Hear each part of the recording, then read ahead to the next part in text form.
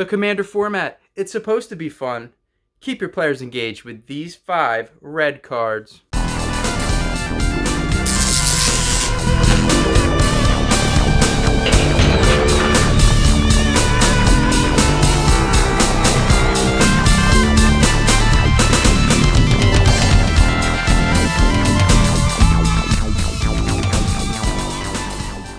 What's going on, you guys? This is Just Add Misplay, and welcome back to another fun top 5 video. We're going to be talking about red, my top 5 fun red cards. I do want to give a disclaimer that these cards are not incredibly powerful, okay? But these cards will make it so that your Commander players in your play group will have a good time. They will all be focused on the game and not playing on their phones, okay? I just want to mention that before we get started. Coming in at number 5, we have Burning Inquiry. It costs 1 red mana, and it's a sorcery. Each player draws 3 cards, then discards 3 cards at random. This card is so much fun, okay? If you don't believe me, play it. It only costs 1 red mana. It's like a small amount of mana to invest into something that is so much fun to play. So each player is going to draw 3 cards. Everyone loves drawing cards, right? But then they have to discard 3 cards at random. The chaos that ensues from that second effect is so good. It's so much fun to watch players discard their potential plans. Like, they could have a whole, next turn I'm going to do this, and play this, and then I'm going to get a huge advantage. You play Burning Inquiry, you can just muster up their entire agenda. It's so good. And then here's a little hidden gem about Burning Inquiry, okay? For the players that are sitting at the table, maybe they have a card in their hand that they've had for like 4 or 5 turns now and they can't do nothing with it. They're just kind of dirtling. Those players don't really get involved because they're kind of screwed, right? Like, they don't have a game plan because they don't have cards that they can actually play. Well, when you play Burning Inquiry and they draw 3 cards and randomly discard 3 cards, those players light up. They get so excited at the chance that they can draw a new card and throw away that card that hasn't done anything. This card is just golden, absolutely golden. And for 1 red mana, why wouldn't you play this?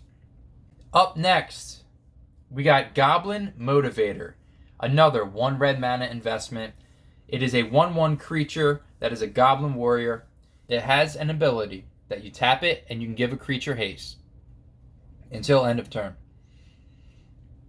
Now, I know what you're thinking, because a lot of people are thinking this. That's so underwhelming. Why would you waste a whole slot in your 100 card deck for such a simple card that really doesn't do anything? And I'm going to tell you why you're wrong. Everyone at the table is going to think exactly what you just thought, okay? Like, okay, so we got a creature that the next creature he plays, he can give it haste, right? Wrong. You can give any creature haste, okay? So that opponent across the table that just dropped a turn 7 dragon and he's just waiting to swing, well, guess what? You tap your little goblin boy, give that guy haste, you just made an ally. And that dragon was going to swing anyway. Okay, now you're giving it haste. You make an ally, that dragon is not swinging at you. Keep in mind, you can do this. It's like a 1-drop common that is so political. You can put it out there early, and people will ignore this card because they're just like, oh, whatever, it's a 1/1 goblin. It gives people haste. Like, there's oh my gosh, it's just so good. It's so good. Do not underestimate this card. It's so political. And keep in mind, if you play your Commander and this is already on the field, you can just tap your Goblin Motivator and give your own creature haste. Up next, we have Share the Spoils. It costs 1 red and 1 colorless. It's an enchantment, and it's got some words. Alright, so when it enters the battlefield, or an opponent loses the game, exile the top card of each player's library. Alright, that seems pretty cool. And it is. And then here's the catchy part. During each player's turn, that player may play a land or cast a spell from among those exiled cards with Share the Spoils. They may spend mana as though it were mana of any color to cast that spell. And when they do, you exile the top card of their library. All right. So this is a card that gets all the players at the table engaged, okay? You exile the card from everyone's library. You pretty much, what I do is our group usually just throws them in the middle, right? In like a little circle. And everyone can see like, oh, these are the exiled cards that we can play. It gets everyone so involved because everyone's paying attention to that. It's almost like a second hand, okay? It's such a fun card. And it's a little tricky. Like, it takes a while. You have to repeat yourself explaining what it does. So if it's my turn, I can play cards from the middle, okay? And let's say I take my friend's land and I play it. Because I played his land, I still exile the card from my library to replace it. So it's very tricky. People think like you can keep using an opponent's spell that's exiled and then keep milling that person that you use, but like it doesn't work like that. It's whoever plays that spell, their top card gets exiled and then it gets added to the pool. It's a lot of fun, okay? It really is, and it switches up the whole mood of the game. It instills a little bit of chaos, okay? But it's fun, man. It keeps players engaged and interested, and like with a card like this on the field, players will not be looking at their phones. And it's so good. I will say the worst part about this card is that if you're playing with a new play group, they may not like the idea that other players are touching their cards. Okay, there are people out there like that, and like I totally agree. That's fair. Like if you spend money on these cards, right? Like you don't want your card to go home with someone else. Like that's not cool. But if you have a play group that you know each other, you're all cool, and like everyone's like good people, I guess is what I'm trying to say. Like everyone is honest. And also, if you're playing cards that are really expensive, like keep track of those cards and like let it be known. Like you see that, like, hey, if my Kozilek gets exiled, like you can cast it or whatever, but like I'm gonna keep that on my side of the field. That way it doesn't go anywhere. Like I want to keep track of my cards. I guess that might be the best way to handle that, but that's like the biggest hiccup with this card. Other players may not really want to share their cards because, you know, it's an investment. You put money into it, and like that's totally fair. But if it's super casual, no one's really playing those big heavy hitters, Share the Spoils is a great card, and I think you should definitely check it out.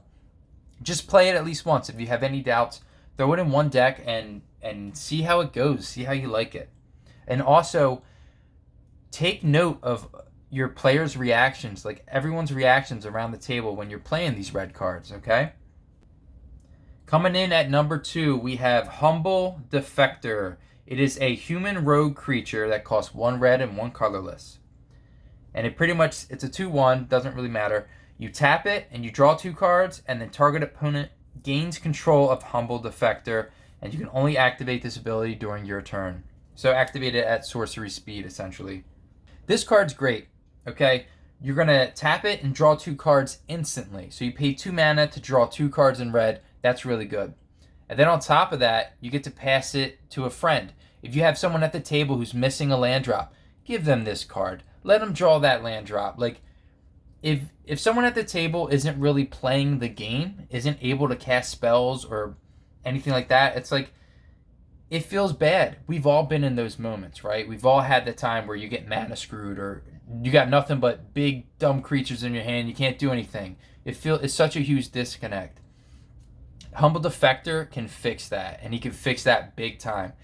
He's great. He will put smiles on people's faces, all right, and change the whole mood. You can also tap him, draw 2, and give it control of the next player's turn. And during their turn, they can just tap it and give it to the next person whose next turn is. And it's kind of like, it's like this unwritten rule where everyone's like, okay, each turn we're all going to draw 2 more cards. And like, I know it's bad to give your opponents cards, but like, game's got to end, right? And everyone's having a good time doing it. Like, that's what it's all about. It's all about, like, hey, remember that time when Misplay passed around his card and we all drew 2 cards each turn? Like, that was cool. And then when it came to his turn, we didn't pass it to him. We actually skipped him. Like, those moments happen. They tell stories. And, like, that's what it's all about, man. All right. Coming in at number 1, we have Possibility Storm. It is 3 and red. So 5 total mana for an enchantment. Brace yourself. It's got some words. Whenever a player casts a spell from his or her hand, that player exiles it. then exiles cards from the top of his or her library until he or she exiles a card that shares a card type with it. That player may cast that card without paying its mana cost. Then he or she puts all cards exiled with Possibility Storm on the bottom of his or her library in a random order. So pretty much, I'm going to explain that because that was a lot. That's a lot to take in. And when you play this at the table, it will be a lot to take in. So just summarize. The best way I can say is, let's say you go to cast a creature. So that creature you just cast gets exiled. And then you exile cards from the top of your library until you hit another creature. You can cast that creature. You don't have to, but you probably should, right? And then all the cards that got exiled that were not creatures, as well as the first creature you originally tried to cast, get shuffled randomly and thrown to the bottom of your library. That's the best way to explain it. And I know it's a lot, but it's really simple. It's really simple. It's just a lot of words to explain how simple it is. That makes sense. And it works the same. So if you go to play a sorcery, you exile cards until you hit another sorcery, and then you play that, and all the cards plus the one you cast gets put on the bottom and shuffled at random. It's so much fun. It is so much fun because people can go, oh, you just played a creature, I got to remove it. And they go to play a removal spell, and then it's like, no, you're not actually playing that removal spell. And then they hope that they exile a card that does something that's similar to what they were originally casting. And it's so much fun. Like everyone leans in and goes, whoa, what's going to happen? Everyone. They're just on the edge of their seat because it's so good. Play this card. You will make Commander great again. All right, there, I said it. Another hidden gem with this is if someone has an enchantment removal spell and they go to cast it and destroy your enchantment, it doesn't actually get cast, right? Because it'll get exiled, and then until they hit another instant or whatever it was to try to destroy it, like, it's hard to remove this enchantment is what I'm saying, because it's so random and it's so chaotic. You love it. That's the spirit of Red, right? Anyways, what do you guys think of my fun top 5? Have you played with any of these cards before? Do you want to play with any of these cards? Do you have a card you would like to suggest for me to play? Because I would love some suggestions to throw in here. I think with the help of these 5 red cards, we can get you back to square fun. Thank you for watching, everyone, and we'll see you in the next video. The Commander format. It's supposed to be fun.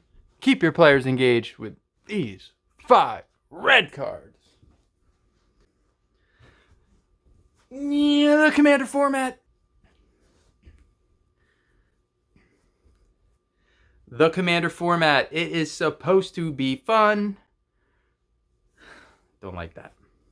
The Commander format. And I'm singing now, because I don't give a... Hey, thanks for watching. If you like my content and want to see more, go ahead and hit that subscribe button. You can also hit the like button. It goes a long way, and it really helps out a lot. You can find me on Twitch at JustAddMisplay. Thanks again for your support, and we'll see you in the next video.